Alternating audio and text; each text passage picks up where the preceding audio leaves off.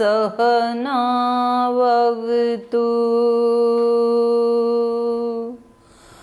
सहनौ भुनक्तु सह वीर्यं करवावहै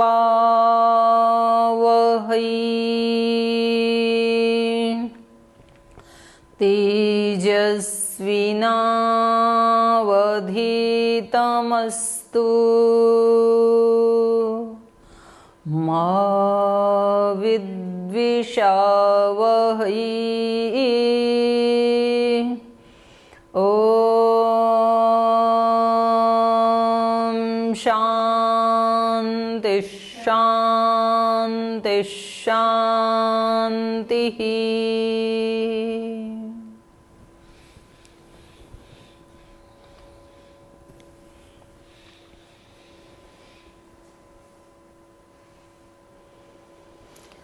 कल चर्चा कर रहे थे कि उन्होंने वन में रहते हुए 14,000 राक्षसों का वध किया। वने तस्मिन् निवसता जनस्थान निवासिनीं रक्षसां निहतानि आसन 14 सहस्राणि 14 सहस्राणि रक्षसां निहतानि आसन। उस दंडकारण्य में रहते हुए श्री राम ने 14,000 अर्थात असुरों की पूरी, राक्षसों की पूरी सेना का उन्होंने वध किया। तो जब रावण, क्योंकि राक्षसों का राजा था, राक्षस राज था वो, तो जब उनको ये समाचार सुना कि ऐसा कौन मनुष्य आ गया, क्योंकि आज तक तो ऋषि भी उन राक्षसों का नाश नहीं कर पाए, तो कई बार व्यक्ति को ये घमंड हो जाता है कि इस संसार में मुझे तो कोई पराजित करने वाला है ही नहीं। और उस समय वो पराजित होने की श्रेणी में केवल अपने से ऊपर वालों को देखता है कि मेरे से ऊपर ऐसा कोई नहीं है जो मेरे को पराजित कर सके। लेकिन कई बार वो जो अहंकार को चूर करने वाली शक्तियाँ होती हैं वो फिर कई बार नीचे से आ जाती हैं, तो उसका तो उसको कहीं सपने में भी एहसास ही नहीं था। रावण ने तपस्या करके ऐसा वर उसने प्राप्त किया था कि मुझे देव, गंधर्व, किन्नर और जो ऊंची जाति के ये असुर, राक्षस, पिशाच, भूत, कोई भी मुझे पराजित ना कर सकें। और उसको ही लगता था मनुष्य की तो औकात ही क्या है, उसको तो वैसे ही हम मसल देंगे। तो जो भी शक्तिशाली जातियां हैं तो वो उसका कुछ बिगाड़ नहीं सकती, ऐसा उसको घमंड था। और छोटे वाले को वो नज़रअंदाज कर देता है। खरगोश को लगता है कि हिरण आदि जो तेज दौड़ने वाले प्राणी हैं उनको तो मैं जीतने नहीं दूंगा। और उसको ये नहीं पता लगता कछुए की तो औकात ही क्या है, वो तो इतना धीरे चलता है। और कभी कभी वो कछुए से ही हार जाता है। तो इसके साथ ऐसे ही हुआ। इनको ये कभी एहसास ही नहीं था कि कोई साधारण मनुष्य आकर के और इतने राक्षसों को मार सकता है। तो उसको थोड़ा सा मन में ये तो हुआ कि ये मतलब मैं समझ नहीं पा रहा हूँ, क्योंकि ना तो कोई ऐसा राक्षस है कि जो उन राक्षसों को मार सके, न ऐसा कोई देवता है, ना ऐसा कोई ऋषि है। तो ये पूरी मेरी जाति का नाश करने वाला ये है कौन। ततो ज्ञातिवधं श्रुत्वा रावणः क्रोधमूर्छितः साहाय्यं मारीचम नाम राक्षसं वरयामास। तो अपने जाति के वध का समाचार सुन करके क्रोध से मूर्छित हो गया, माने अत्यंत क्रोधित हो गया। और उसने मारीचम नाम राक्षसम सहायम वरयामास, अपनी सहायता करने के लिए मारीच नाम का जो राक्षस था उसका वर्ण किया। तो मारीच के पास, वैसे तो सभी राक्षसों के पास ये विद्या होती है कि वो जैसी परिस्थिति हो वैसा रूप धारण कर लेते हैं, लेकिन इनके पास ये विशेष विद्या थी मारीच के पास। तो वो सुंदर से सुंदर रूप धारण कर सकते हैं और क्रूर से क्रूर रूप धारण कर सकते हैं। तो ये एक विद्या भी होती है और इसका आध्यात्मिक जो अर्थ है, जैसा कल भी हम चर्चा कर रहे थे कि हमारी जो कामनाएं हैं वो सुंदर रूप भी धारण कर लेती हैं और कुरूप रूप भी धारण कर लेती हैं। मनुष्य के अंदर की जो कामनाएं हैं, कामना अपने आप में राक्षस राज है, तो उसमें सुंदर कामनाएं उसका भी रूप धारण कर लेती हैं। लोकेशना, वित्तेशना, पुत्रेशना, ये ऐसी ऐसी जो कामनाएं हैं, और किसी को तंग करने की कामना, किसी का विनाश करने की कामना। अब भारत सहित पूरे विश्व के जो देश हैं, उन्होंने चीन का क्या बिगाड़ा था? जो इतने करोड़ों लोगों के घर उजड़ गए, किसी का बच्चा चला गया, किसी का पति चला गया, किसी का बेटा बेटी, भाई बहन, तो ये जो तबाही मचाई है, तो इसमें ये कैसी कामना है? ये आसुरी कामना है। तो कभी कभी व्यक्ति अपने आप को बड़ा बनाने के लिए ये बुरा रूप भी धारण कर लेती हैं आसुरी शक्तियाँ, और अच्छा रूप भी धारण कर लेती हैं। लेकिन ये जो कामना है, ये समय समय पे व्यक्ति को बाधा डालने के लिए कोई भी रूप धारण कर लेती है। इसलिए महात्मा बुद्ध ने भी यही खोज करके निकाला कि सब ये संसार तो दुखों का घर है, यहाँ तो दुख ही दुख हैं, संसार का मतलब ही। लेकिन उन दुखों का भी मूल कारण मनुष्य की कामनाएं हैं, और उन अनेक कामनाओं के बीच में भी एक मूल कामना होती है अपने स्वरूप को न जानना और दूसरे से अपने आप को पूर्ण करने की अभिप्सा करना। तो उसको फिर काम कहेंगे। फिर उस काम की अनंत अनंत शाखाएं हैं, वो कितनी कितनी किस किस रूप में सामने आती हैं वो कामनाएं। तो जितना भी हमारे जीवन में कहीं तनाव है, स्ट्रेस है, आपस में विद्वेष है, झगड़ा है, मनमुटाव है, प्रतिशोध की भावना है, प्रतिस्पर्धा की भावना है, ये सब कामना के अंतर्गत आ जाते हैं। कामना यदि खत्म हो जाए तो ये सारे अपने आप ही खत्म हो जाते हैं, वो रूट है कामना सब। तो यहाँ मारीच जो है वो एक मायावी राक्षस है, और रावण ने उसके ऊपर बहुत विश्वास किया है और उनको अपनी सहायता के लिए उसका वर्ण किया है। वार्यमाण सुबहुशो मारीचेन स रावणः न विरोधो बलवता क्षमो रावण तेन ते अनादृत्य तु तद्वाक्यं रावणः कालचोदितः जगामः सह मारीचः तस्याश्रमपदं तदा तेन मायाविना दूरम् अपवाह्य नृपात्मजौ जहार भार्यां रामस्य गृध्रं हत्वा जटायुषं गृध्रं च निहतं दृष्ट्वा हृतां श्रुत्वा च मैथिलीं राघवः शोकसन्तप्तो विललापाकुलेन्द्रियः। तो वार्यमाण सुबहुशो मारीचेन स रावण उस रावण ने सुबहुशः सुंदर और बहुत सारी भुजाएं हैं जिसकी, ऐसे उस मारीच को वार्यमाण उसका वर्ण किया, उसको चुना और उसको भेजा। वार्यमाण सुबहुशो मारीचेन स रावण न विरोधो बलवता। और मारीच ने भी क्या समझा कि भाई मरना तो है ही, अगर मैं अब इसका विरोध करूंगा तो रावण क्योंकि बलवान है, और बलवान व्यक्ति के साथ विरोध करना तो नीति इसके लिए मना करती है, क्योंकि अपने से बलवान से विरोध यदि किया तो उसमें नुकसान ही होता है।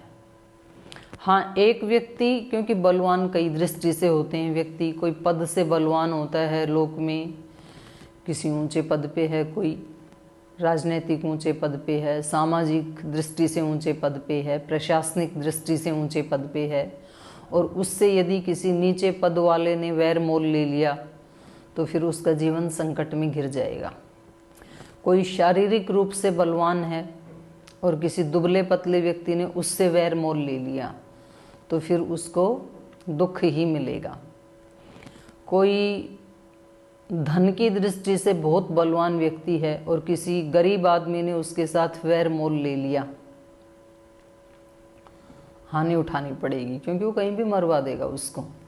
तो जो अपने से जिस दृष्टि से भी बलवान है, तो कमज़ोर व्यक्ति के लिए नीति कहती है कि उसको अपने से बलवान व्यक्ति से वैर मोल नहीं लेना चाहिए, विरोध नहीं करना चाहिए। हाँ, एक व्यक्ति विरोध कर सकता है, वो है आध्यात्मिक व्यक्ति। जिस व्यक्ति के अंदर आध्यात्मिकता है, नैतिकता है, सचरित्रता है, सहन शक्ति है, तो वो व्यक्ति किसी से भी वैर मोल ले सकता है, क्योंकि उसका वो फिर एक भगवत्ता का प्रतिनिधित्व कर रहा है और उसकी रक्षा के लिए फिर ये सारी पृथ्वी नहीं, ये पूरा ब्रह्मांड, पूरी प्रकृति फिर उसकी सहायता के लिए खड़ी हो जाती है। तो केवल एक आध्यात्मिक व्यक्ति को ये हक है कि वो लौकिक दृष्टि से अपने से बलवान दिखने वाले व्यक्ति से भी वो वैर मोल ले सकता है, उसका विरोध कर सकता है। बाकी सब के लिए यहाँ नीति शास्त्र भी बताते हैं और रामायण भी यही बता रही है कि अपने से बलवान के साथ व्यक्ति को विरोध मोल नहीं लेना चाहिए, वैर मोल नहीं लेना चाहिए। तो यहाँ मारीच ने भी क्या सोचा कि तेरे को मरना तो है अब निश्चित रूप से, अगर तूने विरोध किया तो रावण मार डालेगा, और यदि विरोध नहीं करेगा, वहाँ जाएगा तो श्री राम मार डालेंगे। तो मरना तो है, मौत तो आ गई है सामने। तो एक राक्षस के हाथों से मरने की बजाय तो फिर भगवान के हाथों से मरें तो सदगति को तो प्राप्ति होगी कम से कम। तो जब व्यक्ति के जीवन में ऐसी कोई परिस्थिति आ जाए कि भाई अब मेरा जीवन का तो एक तरह से ख़त्म ही हो गया, पर मैं ऐसा आचरण करूँगा तो समाज को भी और मेरे को भी अपयश मिलेगा, और इस दृष्टि से यदि मैं पीछे हट जाऊँगा तो फिर इसमें मेरा भी कल्याण है और समाज का कोई नुकसान नहीं है। तो फिर वो एक ऐसे मार्ग को चुनता है, अगर समझदार है तो। अगर समझदार नहीं है तो फिर वो ऐसे मार्ग को चुन लेता है। कई बार घरों में, समाज में, राष्ट्र में, संस्थान में, कहीं भी व्यक्ति रहता है तो ऐसी स्थिति आ जाती है, वो व्यक्ति कहता है कि मैं तो इन परिस्थितियों में जी नहीं सकता हूँ, मैं तो रह नहीं सकता हूँ। तो उसको लगता है इससे अच्छा तो मेरे लिए मृत्यु ही ठीक है। अब ये मृत्यु भी दो प्रकार की होती है, एक मृत्यु तो शरीर की होती है, एक मृत्यु जीते जी होती है। तो शरीर वाली मृत्यु से तो ना तो उस व्यक्ति का कोई लाभ होगा, और ना जिन व्यक्तियों को वो कुछ दंड देना चाह रहा था उसके जाने के बाद उनको क्या दंड मिला या नहीं मिला, या वो किसी भी तरह से छूट गए, अब उसको क्या पता। तो ना तो वो उसको देख पाएगा, और उसको जो फल मिल रहा था, जो उसको दंड मिल रहा था, वो तो उसके किसी अपने कर्म का भी तो प्रतिफल हो सकता था, और वो उसने भोगा नहीं, उसको बीच में ही वो भाग गया, तो वो फिर उसको अगले जन्म में भोगना पड़ेगा। और तीसरी बात ये है कि चलो उसका कोई ऐसा फल था भी नहीं और ये व्यक्ति ही उसको सता रहा था, लेकिन उसको जो शुभ कर्म करने थे इस मानव जीवन को प्राप्त करके, जो अपनी अविद्या का, अज्ञान का, अंधकार का जो नाश करना था, अब उसका नाश करने के लिए पता नहीं दोबारा उसको मानव शरीर मिलेगा कि नहीं मिलेगा। तो उसको जिंदा रहता, यदि जीते जी मर जाता, अपने आप को समाज से, परिवार से और सब रिश्ते नातों से अलग करके यदि वो साधना करता, तो क्या पता कि वो अपने पूरे जीवन में अपने सारे अज्ञान को, अंधकार को नष्ट कर देता। तो एक चांस उसने खो दिया। तो आप पूछेंगे कि जी मनुष्य शरीर उसको क्यों प्राप्त नहीं होगा? क्योंकि उसको सताया गया, इसलिए उसने मनुष्य शरीर को तोड़ा है, तो दोबारा मिल जाना चाहिए उसको।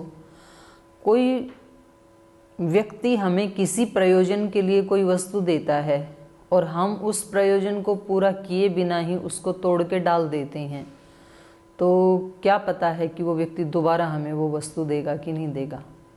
एक व्यक्ति हमें कोई पेन देता है और पेन का प्रयोजन है कोई लेख लिखना है, कोई पुस्तक लिखना है, कोई सुलेख लिखना है, और हम वो तो लिखते नहीं हैं उससे, और उसके सामने ही, और वो पेन बहुत कीमती था, बेशकीमती था, और उस पेन को हम उसके सामने ही तोड़ करके, फोड़ करके, चूरा चकनाचूर करके फेंक देते हैं, तो कोई गारंटी नहीं है कि वो व्यक्ति दोबारा हमें उस ऐसा सुंदर पेन दे। वो कहेगा कि इसको तो वैल्यू का पता ही नहीं है। अगर वो देगा भी तो वो 2 रुपये वाला पेन देगा, फिर वो 5,000 रुपये वाला पेन नहीं देगा। तो हमें फिर दूसरा शरीर मिलेगा भी तो वो मनुष्य शरीर नहीं मिलेगा फिर, क्योंकि हमने उस मनुष्य शरीर की वैल्यू ही नहीं की, और वो पाप हमारा कर्माशय हमारा एज इट इज़ रखा हुआ है। तो पता नहीं कितने दंड भुगतने के बाद, फिर कितने जन्मों के बाद पता नहीं ये मानव शरीर, ये अवसर फिर मिलेगा, और तब तक उसको ये सारे अनुभव याद रहेंगे कि भूल जाएगा, क्योंकि ये चित्त की संरचना ऐसी भगवान ने की है कि उसको पीछे का कुछ भी याद नहीं रहता है। वो हैं सूक्ष्म रूप से चित्त में सारे संस्कार, लेकिन स्मृति में नहीं है, संस्कार में तो हैं, तो याद नहीं रहता है। अगर हमें हमारे पिछले सारे अनुभव याद आ जाएं कि मैंने कब कब क्या क्या त्रुटियां की थी, तो आज हम वो त्रुटि कदापि ना करें, लेकिन हमें वो घटनाएं तो याद नहीं हैं और संस्कार उसके बनाए हुए हमारे चित्त में जरूर हैं, तो हम फिर वही गलतियां अपने जीवन में करते रहते हैं। तो यहाँ मारीच यद्यपि वो राक्षस है, लेकिन तो भी उसके पास इतनी बुद्धि है कि तेरे को मरना तो है ही, तो इसलिए तू ऐसा मरण का चयन कर जिससे कि तुझे सद्गति की प्राप्ति हो। तो वहाँ इसने स्वीकार कर लिया ये। न विरोधो बलवता, कह रहे हैं जो बलवान है उसका विरोध नहीं करना चाहिए, और न क्षम रावण तेन, और ना ही रावण उसको क्षमा करेगा इस अपराध के लिए, सीधा उसको मृत्युदंड देगा। तो तेन, तो इस कारण से उसने स्वीकार कर लिया। लेकिन अनादृत्य तो तद्वाक्यम रावण कालच उदित जगाम सह मारीच तस्य आश्रम पदम तदा। लेकिन कह रहे हैं कि उन्होंने जाने को तो स्वीकार कर लिया, लेकिन कैसे स्वीकार किया? रावण को उसका आगे का मर्म बता करके, विरोध, उसका विरोध करके कि आप जो कर रहे हो ये ठीक नहीं कर रहे हो, क्योंकि श्री राम कोई सामान्य मनुष्य नहीं है और न कोई सामान्य मनुष्य इतना बड़ा काम कर सकता है। तो इस रूप में उसका विरोध उन्होंने जरूर किया। तो उसके पास जो इतनी बुद्धि है, इतना बल है, इतनी आध्यात्मिकता है, तो जिस व्यक्ति को अपने नैतिक बल पे भरोसा हो तो उसको अपने से बड़े व्यक्ति कभी हमें किसी गलत काम में लगाएं तो उसको एक बार, उसको विरोध नहीं कहेंगे, लेकिन एक बार अपनी तरफ से निवेदन जरूर कर देना चाहिए कि आप इसके लिए कह रहे हैं तो इसका परिणाम ये होगा, आगे आपकी मर्जी है, हम तो आपके सेवक हैं। अनादृत्य तो तद्वाक्यम रावण, लेकिन रावण ने क्या किया? उसके वाक्यों का अनादर कर दिया, क्योंकि रावण क्या था? कालचोदित, काल से प्रेरित था। तो ऐसे बोलते हैं ना कि भाई जब किसी व्यक्ति का विनाश काल आता है, विनाश काले विपरीत बुद्धि, तो उसकी बुद्धि विपरीत हो जाती है, वो सुनता नहीं है अच्छी बातों को। जब व्यक्ति के सिर पे काल आकर के बैठ जाता है तो उसको अच्छे काम बुरे लगने लगते हैं और बुरे काम उसको अच्छे लगने लगते हैं। तो ये काल का भी ये प्रभाव है, क्योंकि कोई बड़ा कर्माशय पीछे वाला उसको अब दंड देने के लिए विपाक को प्राप्त हो गया, विपाक को प्राप्त हो गया, तो उसको वो कष्ट अब मिलना ही है। जब उसको वो कष्ट मिलना ही है तो उसकी बुद्धि भ्रमित हो जाती है। फिर वो कुछ ना कुछ, मतलब वो, क्योंकि जो कर्माशय फल देगा वो कोई ना कोई हेतु तो बनाएगा, कोई आलम्बन तो लेगा, तो फिर उससे कुछ ना कुछ ऐसा काम होगा जो बिना विवेक का होगा और उसके दंड के स्वरूप वो पीछे वाला कर्माशय उसको अपना दंड देकर चला जाएगा। तो इसने क्या किया रावण ने, क्योंकि इसके सिर के ऊपर इसके पापों का घड़ा पूरा भर चुका था, तो इसको अब इन सारे पापों का दंड मिलने का समय आ गया था रावण को। तो इसलिए उसने उनकी मारीच की बातों को आदर नहीं दिया कि अरे छोड़ो, तुम्हारे को कहाँ उसमें भगवान दिखाई दे रहा है, एक साधारण सा मनुष्य है और इसको हम अभी मजा चखा देते हैं। तुम उधर जा करके राम को दूर लेके जाओ, एक स्वर्ण हिरण का वेश धारण करना और दूर जंगल में ले जाना, और इधर से मैं उसकी पत्नी को उठा लाऊंगा। तो ये एक अपमान करने की उन्होंने कोशिश की। और क्योंकि ये तो असुर हैं, तो इनके यहाँ कोई ऐसा तो है नहीं कि कोई पत्नी व्रत या पतिव्रत, ऐसा तो कुछ है नहीं। कितनी इतनी महिलाएं हैं, इतनी रानियां हैं उसके आश्रम महल में, तो एक और सही। और लेकिन ये जरूर दिखता है कि कहीं ना कहीं उसके मन में भय जरूर है राम का, क्योंकि वो राम से युद्ध नहीं करना चाहता है, बल्कि छल कपट करना चाहता है कि राम को दूर लेके जाओ तुम। अगर राम वहाँ रहेगा तो ये उसके साथ युद्ध नहीं कर पाएगा और उनकी पत्नी को भी नहीं उठा पाएगा। तो अनादृत्य तो तद्वाक्यम रावण कालचोदित जगामह सह मारीच, मारीच के साथ ही गया कि चलो दोनों चलते हैं, मैं इधर उनकी कुटिया की तरफ जाता हूँ जहाँ जगत जननी सीता माता निवास कर रही हैं, और तुम उधर जाओ उस जंगल में, तुम रावण को, इसको राम को और लक्ष्मण को दोनों को दूर लेकर के जाओ। जगाम सह मारीच तस्य आश्रम पदम तदा, उनके आश्रम की तरफ फिर दोनों चले गई। तेन मायावीना दूरम अपवाह्य नृपत आत्मजौ, दोनों राजा दशरथ के पुत्रों को, नृप का मतलब है यहाँ राजा दशरथ, जो राजा के पुत्र हैं, नृपत आत्मजौ, राजपुत्रों को, राजकुमारों को, दोनों को दूरम अपवाह्य, दूर ले जा करके, कौन लेके गया? तेन मायावीना, उस मारीच नाम के मायावी के द्वारा उन दोनों राजकुमारों को दूर ले जाया गया। वो हिरण बन गया और उसके ऊपर सोने के वो बने हुए थे निशान, तो देखने में बहुत सुंदर लग रहा था वो हिरण। और सीता माता ने कहा कि देखो कितना प्यारा सा हिरण का बच्चा है, तो इसको लेके आओ ना, अपनी कुटिया में रखेंगे, इसको घास खिलाएंगे रोजाना। तो राम उसको लेने जाते हैं, वो दौड़ता चला जाता है, वो पीछे पीछे जाते हैं, वो खूब दौड़ता है, और फिर आगे जा कर के वो आवाज़ निकालता है कुछ ऐसी, हाय लक्ष्मण। तो सीता माता को लगता है कि कोई संकट आ गया श्री राम के ऊपर। वो जबरदस्ती उनको भेज देती हैं कि जाओ अपने भैया की रक्षा करो, यहाँ मैं तो सुरक्षित हूँ कुटिया में, मेरे को कोई खतरा नहीं है। तो फिर लक्ष्मण उनके पीछे पीछे चले जाते हैं उनकी आवाज़ का अनुसरण करते हुए। और इधर इन्होंने क्या किया? जहार रामस्य भार्यम, इन्होंने राम की भार्या अर्थात सीता माता का जहार, अपहरण कर लिया। और जब वो रास्ते में जाने लगे तो गृध्र, एक बूढ़ा पक्षी है, गिद्ध नाम का पक्षी, तो यहाँ कुछ लोगों का ये भी मानना है कि ये जो गृध्र हैं, जटायु हैं, तो कह रहे, इन कुछ लोगों का ये मानना है कि वो एक जाति ही होती थी, कोई पक्षी नहीं है। और उनके केश इतने बड़े होते थे कि जैसे जटा हों, और पता नहीं ऐसी उनके पास सिद्धियां रही हों, जैसे कि हनुमान जी के पास थी, तो वो बिना किसी संचार के साधन के ही संचार कर सकते थे। तो इनके पास भी ऐसी कोई सिद्धि, ऐसी कोई शक्ति रही हो कि ये बिना किसी संचार के साधन के ही आकाश गमन आदि कर पाते हों। तो इन्होंने रावण के उस, जो भी उनका संचार का साधन था, जो उनका पुष्पक विमान आदि जो भी था, तो उसका विरोध किया यहाँ जटायु ने। तो रावण ने उसको भी गृध्रम हत्वा जटायुषम, उस जटायु नाम के गृध्र को, गृध्र जाति मानते हैं कुछ लोग इसको पक्षी मानते हैं, लेकिन यहाँ ऐसा कुछ स्पष्ट नहीं है।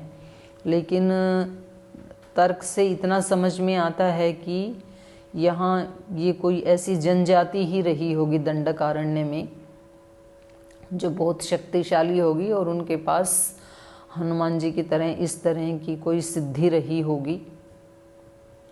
और ज्ञान विवेक, जैसे कई बार उपलक्षण में भी कह दिया जाता है, जैसे हम कहते हैं कि योग और यज्ञ ये दो पंख हैं मनुष्य के पास आकाश में उड़ने के लिए, तो वो पंख कोई ऐसे कबूतर जैसे पंख नहीं है योग और यज्ञ, वो मतलब एक आध्यात्मिक उन्नति करने के साधन हैं। तो ऐसे ही यहाँ हो सकता है कि जटायु के जो पंख बताए जाते हैं तो उनके पास इस तरह की योग यज्ञ ऐसी कोई सिद्धि हो उनके पास।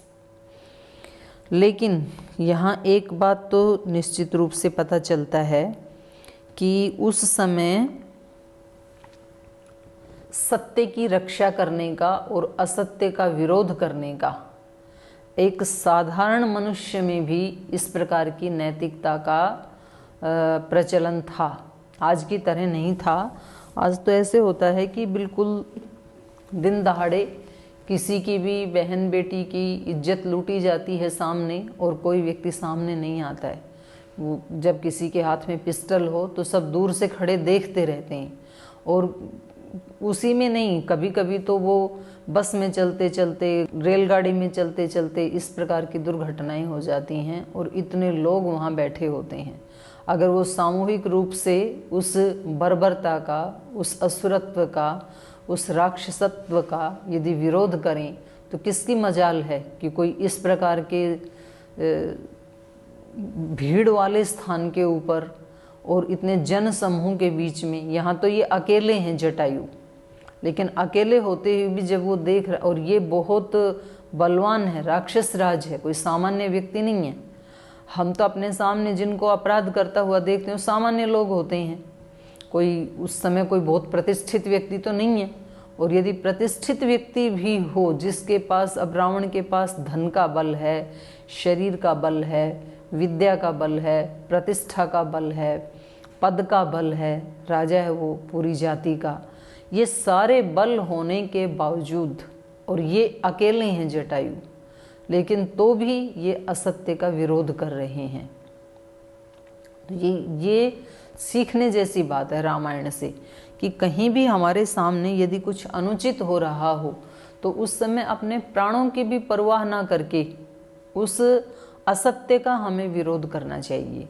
हमें उस समय तमाशा देखने वाला नहीं बनना चाहिए, क्योंकि अगर हम विरोध नहीं करेंगे, हम जिंदा भी रह भी जाएंगे ना, तो वो घटना जीवन भर हमारे मन को कचोटती रहेगी। हम ग्लानि से भर जाएंगे कि मेरे इस जीवन से क्या फ़ायदा, मेरे जीने से। मैंने रहते हुए भी वहाँ जिस समय मानवता की आवश्यकता थी, मानव धर्म की ज़रूरत थी, उस समय तो मैं मौन रहा, तो ऐसे जीवन से भी क्या फ़ायदा।